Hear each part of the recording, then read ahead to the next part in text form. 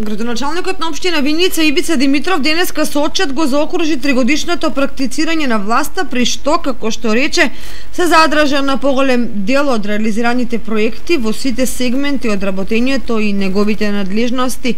Под мотото за поубава Виница тој посочи дека заедно со неговиот тим вложиле огромни напори да изградат што е можно повеќе објекти од патната инфраструктура. 3 години локалната власт и тимот околу мене реализиравме повеќе од 170 проекти во Виница и населените места. Во интерес на времето, сега ќе ги проследиме проектите реализирани во периодот од октомври 2019 година до октомври 2020 година.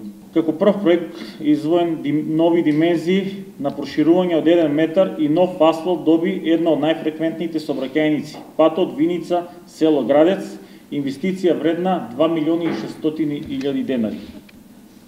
Реконструкција на патниот правец Виница село Јакимово во должина од 806 метри, инвестиција вредна 3 милиони денари. Регулација на коритото на Градечка река во должина од 850 метри со изградба на подпорен цид и регулација на коритото на истата река. Инвестиција вредна 15.112.000 денари. 112.000 денари. Потоа во делот на образованието, културата, социјалата, спортот и друго.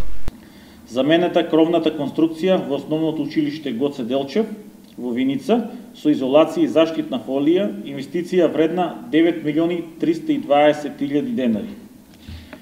Во тек е постапка за реализација на проектот за проширување на филтер станица за вода во Виница и поврзување на село Лески со Виничкиот водовод.